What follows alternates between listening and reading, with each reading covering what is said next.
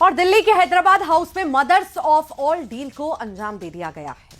प्रधानमंत्री नरेंद्र मोदी के साथ यूरोपियन यूनियन के अध्यक्ष उर्सुला वॉन डेर लेन और यूरोपीय परिषद के अध्यक्ष एंटोनियो लुइस सैंटोस की बैठक में कई अहम मसौदों पर सहमति बन गई है, जिसके तहत भारत यूरोप की कारों, वाहन और पास्ता पर भारी टैक्स घटाने को राजी हो गया है। इस समझौते से यूरोप से आने वाले करीब 97% सामान पर टैक्स में कटौती होगी, जिससे यूरोपीय कंपनियों को हर साल करीब 4 अरब यूरो की बचत होगी। इसके अलावा इस डील के तहत कारों में लगने वाला 110% टैक्स धीरे धीरे घटाकर 10% तक लाया जाएगा। वाइन पर टैक्स भी 150% से घटाकर करीब 20% किया जाएगा, जबकि पास्ता और चॉकलेट जैसे प्रोसेस्ड फूड पर लगने वाला 50% टैक्स पूरी तरह से खत्म कर दिया जाएगा।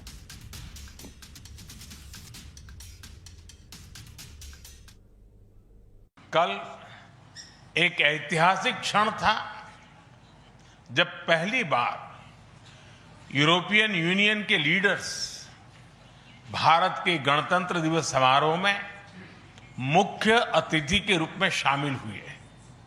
आज एक और ऐतिहासिक अवसर है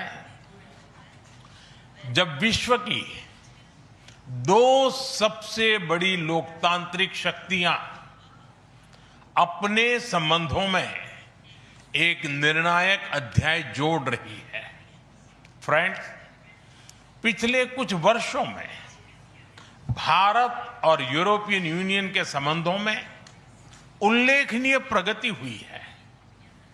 साझा लोकतांत्रिक, रक्षा और सुरक्षा सहयोग किसी भी स्ट्रेटेजिक पार्टनरशिप की नींव होती है और आज हम इसे सिक्योरिटी एंड डिफेंस पार्टनरशिप के जरिए औपचारिक रूप दे रहे हैं। इससे काउंटर टेररिज्म, मैरीटाइम और साइबर सिक्योरिटी में हमारी साझेदारी और गहरी होगी। यह रूल्स बेस्ड इंटरनेशनल ऑर्डर के प्रति हमारी साझा प्रतिबद्धता को भी बल देगा। इंडो पैसिफिक और जबलपुर में प्रमोशन में आरक्षण मामले पर सुनवाई हुई है। हाईकोर्ट में अजाक्स और सपाक्स की बहस पूरी हुई। नई पॉलिसी पर हाईकोर्ट ने सरकार से जवाब मांगा है। हाईकोर्ट की गाइडलाइंस का पालन न करने पर फटकार भी लगाई गई। हाईकोर्ट ने सरकार को 1 हफ्ते का समय दिया है। हाईकोर्ट ने 3 फरवरी को तय की है अगली सुनवाई। ये पूरा मामला जबलपुर का है। प्रमोशन में आरक्षण मामले में सुनवाई हुई और हाईकोर्ट में अजाक्स और सपाक्स की बहस पूरी हुई है। बता दें, नई पॉलिसी पर हाईकोर्ट ने सरकार से जवाब मांगा है। सुप्रीम कोर्ट की गाइडलाइंस का पालन न करने पर यह फटकार लगाई गई है। हाईकोर्ट ने सरकार को अब 1 हफ्ते का समय दिया है जवाब देने के लिए। 3 फरवरी को अगली सुनवाई इस मामले पर फिर होगी। तो एक बार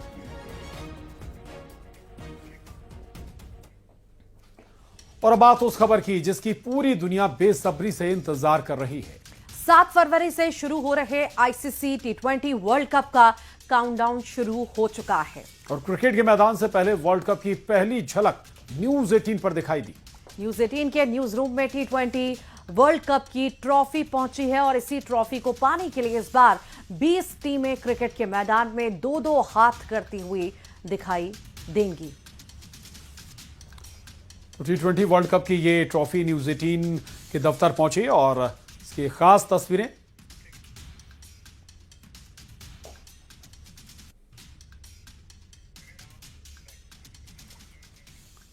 और यूपी के प्रयागराज में शंकराचार्य स्वामी अविमुक्तेश्वरानंद का अनशन जारी है और इसे 10 दिन से ज्यादा का वक्त हो चुका है इन्हें, लेकिन अविमुक्तेश्वरानंद अपनी मांग पर अड़े हुए हैं। स्वामी अविमुक्तेश्वरानंद की मांग है कि पुलिस और प्रशासन उन्हें पूरे प्रोटोकॉल के साथ संगम तक ले जाकर गंगा स्नान कराए, लेकिन ऐसा नहीं हुआ और मामले पर अब सियासी पारा चढ़ता हुआ नजर आ रहा है।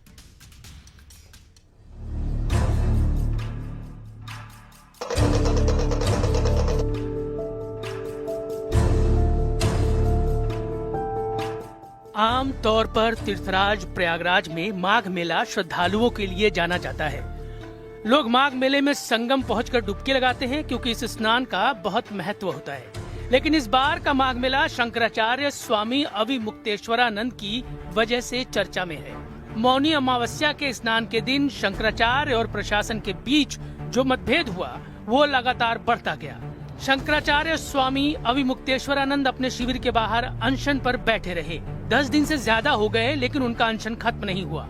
हाँ, इस मुद्दे पर सियासत जरूर शुरू हो गई है, क्योंकि विपक्षी दल लगातार शंकराचार्य स्वामी अविमुक्तेश्वरानंद का समर्थन कर रहे हैं। अखिलेश यादव ने तो सीधा मुख्यमंत्री योगी पर निशाना साधा, क्योंकि कुछ दिन पहले योगी आदित्यनाथ ने बिना नाम लिए शंकराचार्य स्वामी अविमुक्तेश्वरानंद पर निशाना साधा था, काल नेमी शब्द का इस्तेमाल किया था।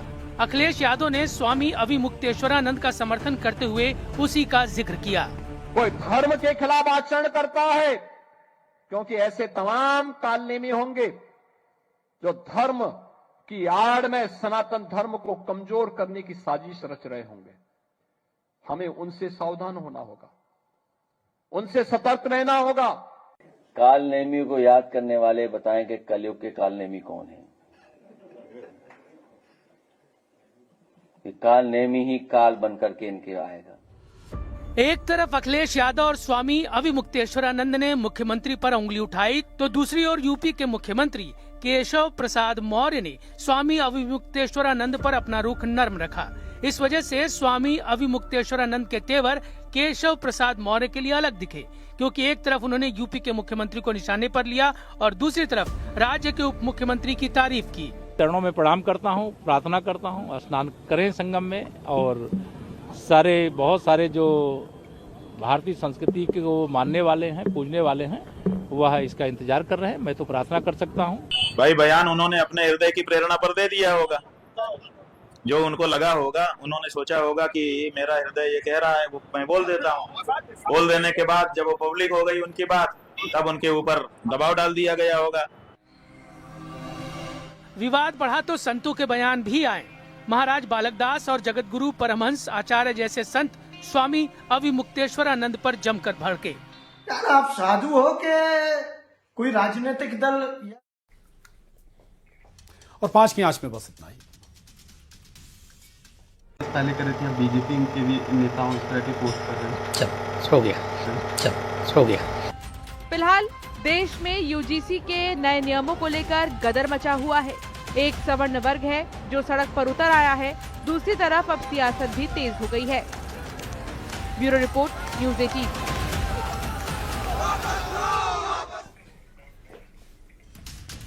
और दिल्ली में एमपी कांग्रेस संगठन को लेकर एक बड़ी बैठक हुई, जिसमें आगामी रणनीति को लेकर मंथन किया गया। हाईकमान की ओर से एमपी कांग्रेस नेताओं को आक्रामकता के साथ काम करने के निर्देश दिए गए हैं। बताया जा रहा है कि कल फिर से एमपी कांग्रेस नेताओं की बैठक होगी। बैठक में कांग्रेस प्रदेश अध्यक्ष जीतू पटवारी समेत कई नेता मौजूद रहे। दिल्ली में हुई कांग्रेस की बैठक पर बीजेपी ने निशाना साधा। उधर बीजेपी के वार पर कांग्रेस ने भी पलटवार किया। देखिए, कांग्रेस की बद से बदतर स्थिति है। कांग्रेस में ना अनुशासन है, ना लोकतांत्रिक व्यवस्थाओं का वो पालन करते हैं। अपने अपने गुर्गों को आगे बढ़ाना ये कांग्रेस की आदत है, और घोर गुटबाजी में बटी हुई कांग्रेस की हालत देश में और प्रदेश में बद से बदतर है। ये सब कागजी बातें कांग्रेस करती आई है। कांग्रेस हमारी नकल करना चाहती है, पर वो भूलती है कि नकल के लिए भी अकल की जरूरत है। देखिए, स्वाभाविक है, हाईकमान हर प्रदेश को लेके बड़ा सचेत है और जानना चाहता मध्य प्रदेश को लेके क्या है, हम लोग क्या कर रहे हैं। तो मैं समझता हूं कि इसमें कोई दो राय नहीं होना चाहिए। ये पार्टी का अंदरूनी है, और जितनी जल्दी हम लोग संगठन को मजबूत कर लेंगे, उतनी जल्दी हमें चुनाव आसान रहेगा 2028। भोपाल में स्लॉटर हाउस मामले को लेकर कांग्रेस कार्यकर्ताओं का विरोध प्रदर्शन देखने को मिला है। आरएसएस कार्यालय का घेराव करने पहुंचे कांग्रेसियों को पुलिस ने बिट्टन चौराहे पर ही रोक दिया। कांग्रेस कार्यकर्ताओं का ढोल नगाड़े बजाकर विरोध प्रदर्शन का प्लान था। कांग्रेस ने स्लॉटर हाउस मामले में सरकार से कार्रवाई की मांग की। बता दें कि स्लॉटर हाउस को लेकर कल एक बड़ा खुलासा हुआ था। स्लॉटर हाउस का मामला साल 2014 से विवादों में चल रहा था, लेकिन अब तक इसका समाधान नहीं हो पाया।